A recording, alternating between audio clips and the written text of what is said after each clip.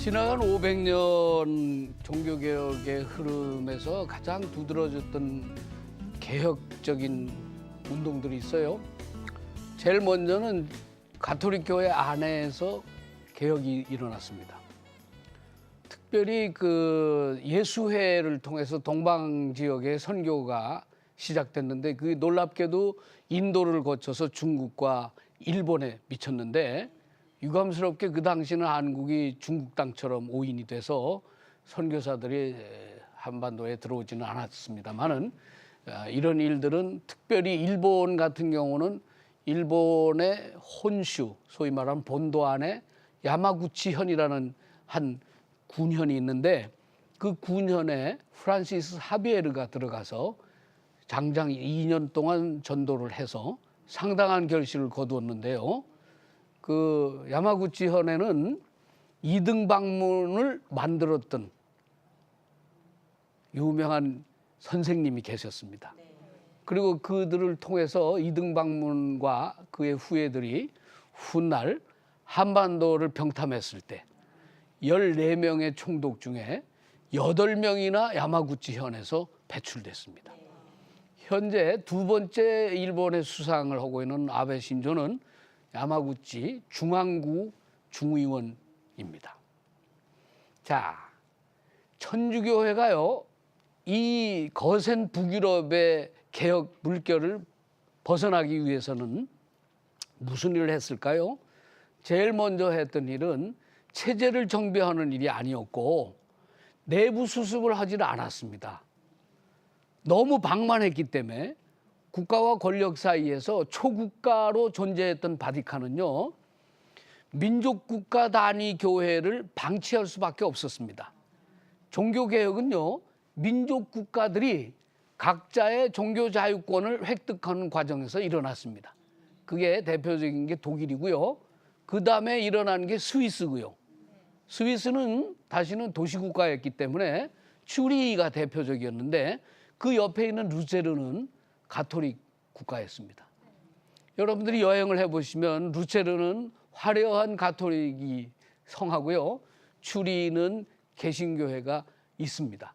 그건 울리히, 즈빙글리히를 포함해서 유명한 토마스 민처도 그쪽 북부 지역에서 활동을 해서 실제로는 독일 남부와 스위스 북부는 같은 문화를 지니고 있었던 셈이었습니다. 두 번째 중요했던 개혁은요, 독일의 개혁과 좀 다른 특이한 개혁이 하나 일어났습니다. 그게 제네바입니다. 제네바는요, 법률을 공부해서 출세하려던 한 망명 정치인이 27살 때 바젤로 가기 위해서 경유지로 택했던 제네바였는데, 경유지로 가다가 공교롭게 또 어떤 부흥사 윌리엄 파렐이라는 목사를 만나게 됩니다. 근데 그이와 대화를 나누는 중에 바젤로 가야 될 일을 포기하게끔 특이한 일이 생겼습니다. 논리적으로는 가능하지 않았는데 심정적으로는 가능했습니다. 무슨 얘기인가 하면, 당신이 우리 제네바 개혁교회를 지도해주고 조력을 기울여주지 않으면 하나님이 너에게 저주를 내릴 것이라고 말을 했는데요. 이거는 금기어였습니다. 그리고 그 일에 말려 들어갔습니다. 그게 존 칼방이라는 분인데요. 그분의 묘지가요, 제네바 빨랑빨랑이라고 하는 곳에 있습니다. 사람들은 그 제네바에 칼빈의 묘가 있다는 걸 잘 모릅니다. 여러분들도 처음 들으셨을 거예요. 왜냐하면 데오도 베자라는 그의 후계자와 그의 많은 추종자들은 이 위대한 칼빈의 유산을 하나님의 은혜로 숨기기를 작정해서 무덤을 없애버렸습니다. 그럼 지금 있는 무덤은 뭘까요? 제가 보기에는 그거는 가묘 같습니다. 여러분들이 기회가 되면 그 묘지를 한번 가시면 좋은데, 제가 해설해 드리면 더 좋고요. 그런데 그 무덤의 그 판례를 보면 기가 막힙니다. 어떻게 되어 있는가 하면요, 이단 루터의 추종자라고 무덤에 판례를 써 있습니다. 이거는요, 어느 후손들도 감히 그렇게 쓸 수가 없는 걸 보면 객관적으로 이건 가묘, 진짜 묘는 아니라 하는 걸 알 수 있고요. 두 번째는 그런 묘지가 설령 제대로 설정돼 있었으면 제네바 시의회가 그렇게 무덤을 방치할 리가 없을 거라는 것입니다. 그런데도 묘지 찾는 데는 선수인 한국 사람들은요, 제네바만 오면 저를 쫄라서 칼뱅의 묘를 참배합니다. 한국 사람들은 이 성묘에 대해서는 아주 일가견이 있는데요. 이게 왜 이럴까요? 효문화가 오랫동안 배어 있어서 다른 일은 제쳐도 병원 문병은 안 가도 죽은 다음에 조문하는 거는 악착 같지가 않은 한국 사람을 말해주는 것 같습니다. 그런데 이 칼빈의 묘가 이렇게 되는 이유의 핵심은요, 그를 루터파 이단 추종자라고 했다는 것입니다. 근데 실제로 칼빈은 살았을 때 루터교 안에 속해 있었습니다. 실제로 그랬고요. 후에 후손들이, 후계자들이 그를 칼빈주의라고 높인 거는 100년도 더 지난 다음이었습니다. 근데 이 칼빈이 왜 유명한가 하면 한국 사람들이 제일 많이 좋아하는 종교 지도자가 칼빈입니다. 칼빈이라면 자다가도 벌떡 일어날 만큼 좋아하고요. 실제로 좋아합니다. 왜냐하면요, 칼빈의 주석서를 읽거나 칼빈의 저 유명한 기독교 강요 본문을 보면 잠이 확 달아날 만큼 무시무시한 법률 문서로 되어 있기 때문에 아무도 보지는 않습니다. 철저적 분석이란 책도 최근에 나왔더구만요. 보지 않습니다. 그러나 그는 법률학자였기 때문에 교회가 왜 성사를 새로 해야 되는지, 교회가 왜 치료회를 건설해야 되는지, 교회가 왜 이단을 정죄해야 되는지, 교회가 특별히 성령으로서 행하는 일을 왜 해야 되는지를 가장 간략하고 간명하게, 그리고 아주 학문적으로 높은 수준으로 서술해 놨습니다. 그래서 칼빈을 이러한 종교개혁에 있어서 또 하나의 고봉으로 바라보는 이유는 그가 신학적인 것 이상으로 법률적이면서 단정적으로 종교개혁의 필연성을 피력하고 설명하는 데 성공한 사람이었습니다. 근데 이게요, 처음에는 라틴어로 써 있어서 대중들이 읽질 못했습니다.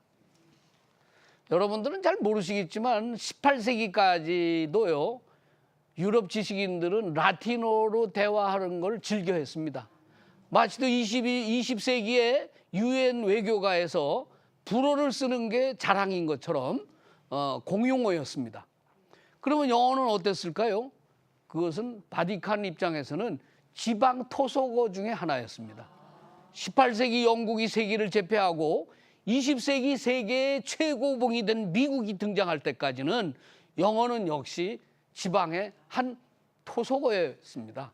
그런데 이게 왜 이렇게 언어가 바뀌었을까요? 앞으로도 바뀔 가능성을 갖고 있기 때문에 그렇습니다.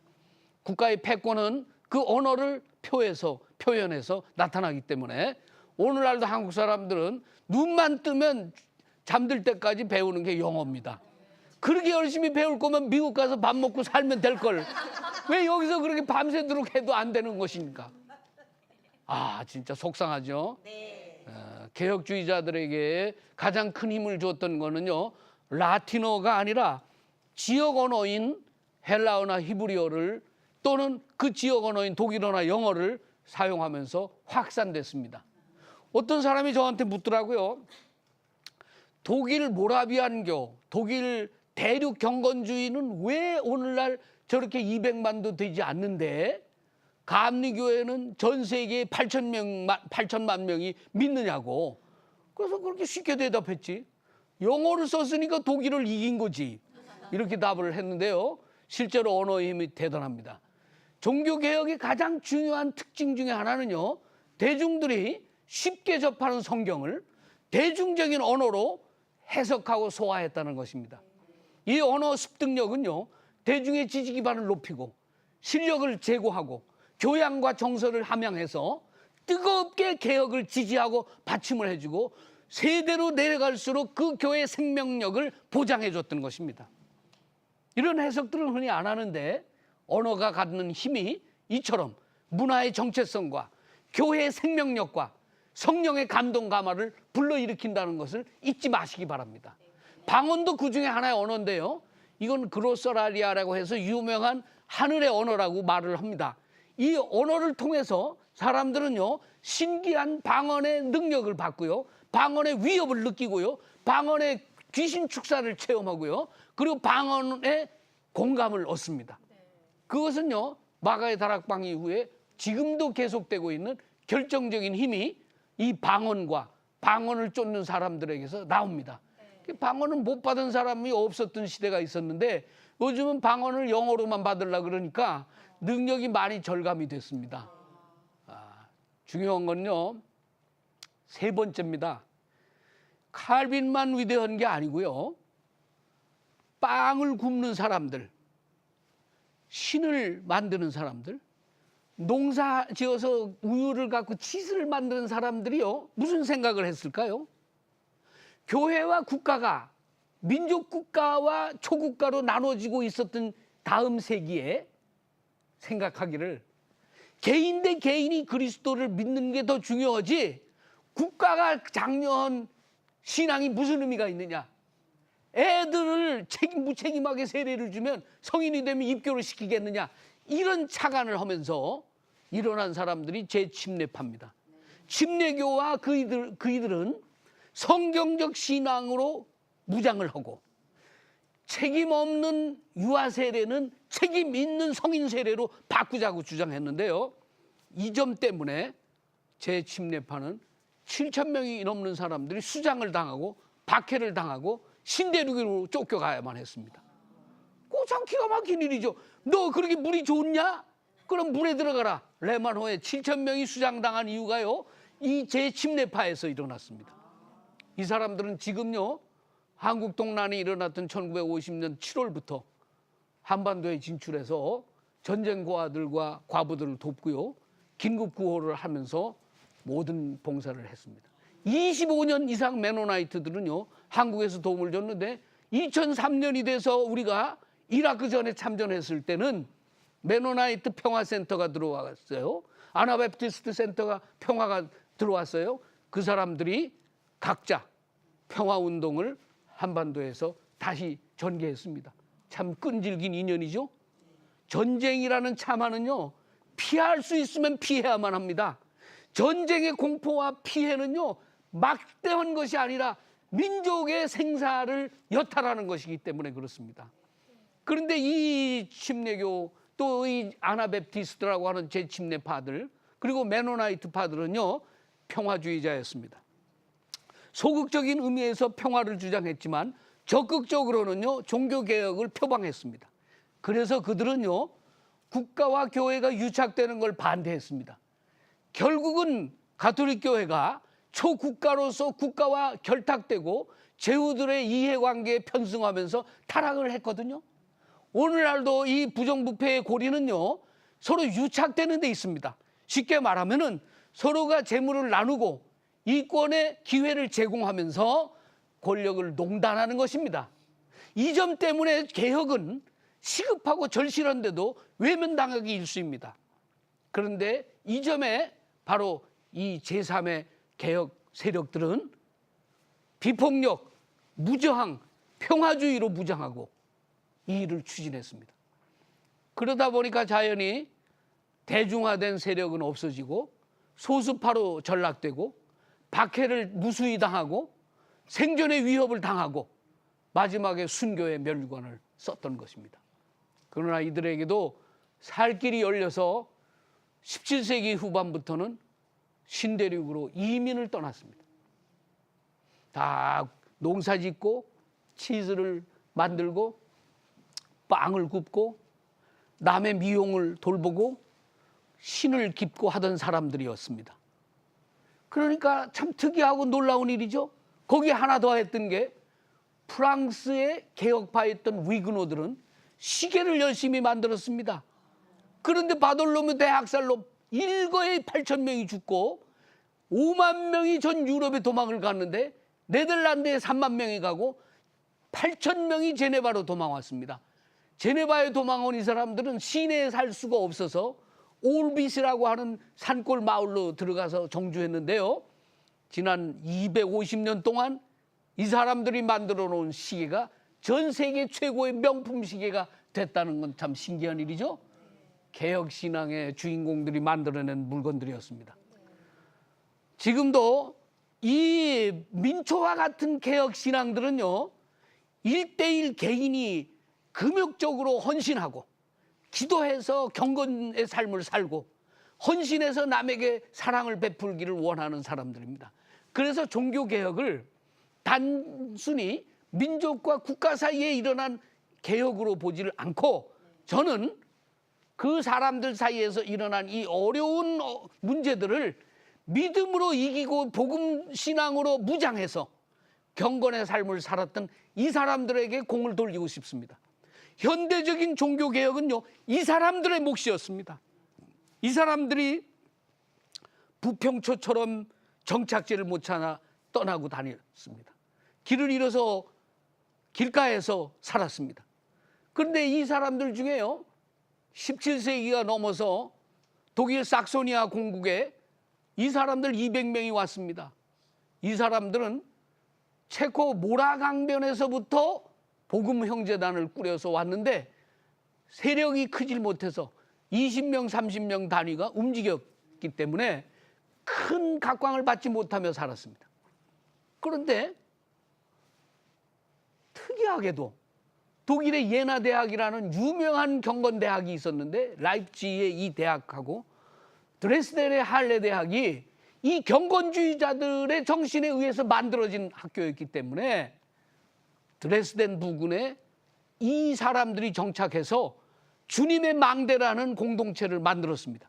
200명이 모인 이 사람들은요, 성경을 펴서 읽으라는 그 계명에 맞춰서 성경을 읽는데, 신약도 구약도 자기가 취향으로 읽질 않고 하나님이 주신 영감으로 책을 펴서 읽었습니다.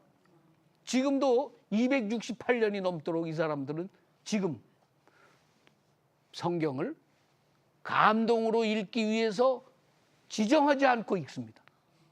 신기하고 놀랍죠? 말씀을, 구약과 신약을 구분하지 않고 펴서 읽으면서 깊은 감동을 받습니다.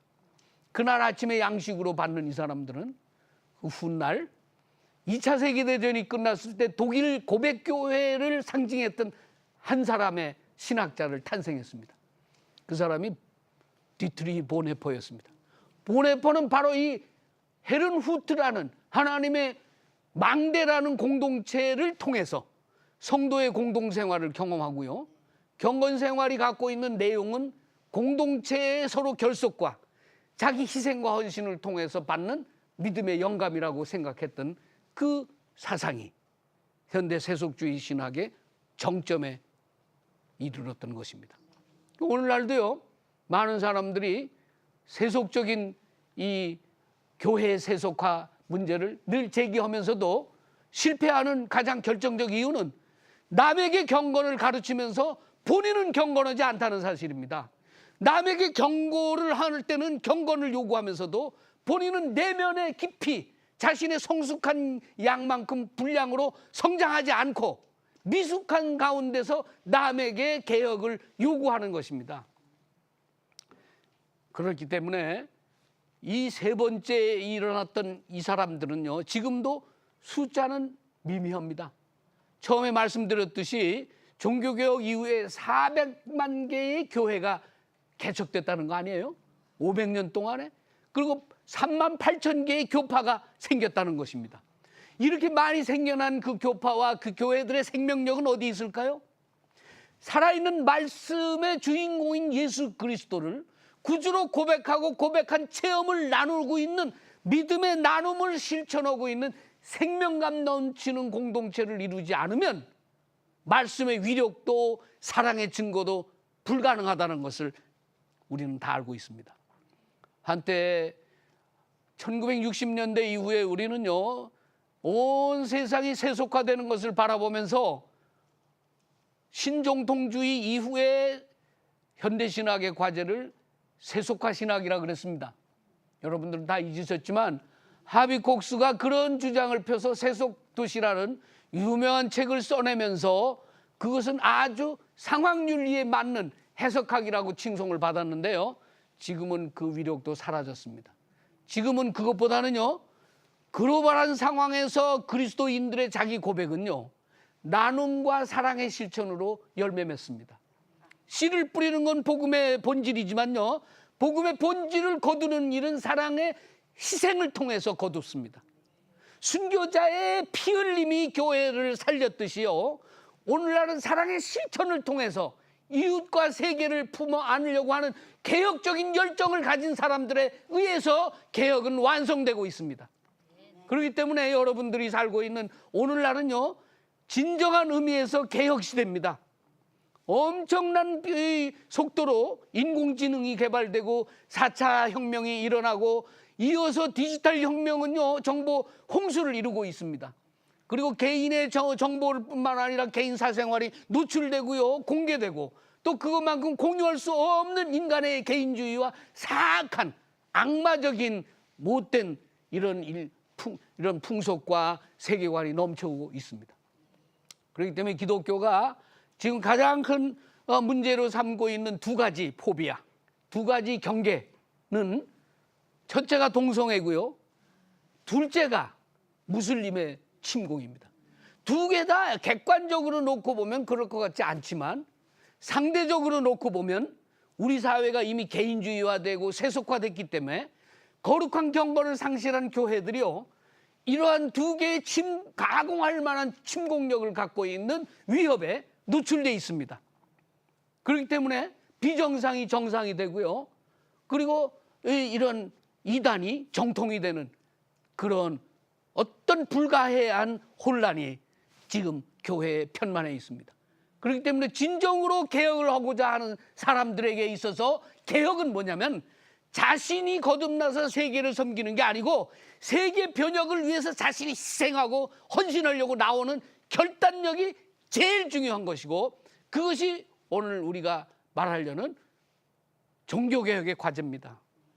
여러분들이 아시다시피 스승도 없고 부모도 자식도 없고 상하가 구분되지 않는 혼재된 우리 사회에서는요, 개혁의 기준이 마땅하게 없습니다. 성경도 독일 교회도 권위를 잃어버리고 세속화돼서 탈탈 털려버린 게 서구 유럽 교회고 우리 주변의 교회들입니다. 교회가 잘 된다고 사람들이 자꾸 공격하지만요, 교회는 점점 세력을 낮추고 있고요, 그리고 지금 위기에 빠져 있습니다. 그렇기 때문에 이때야말로 개혁의 결심 있는 사람들이 부름을 받아야 되겠습니다. 감사하겠습니다.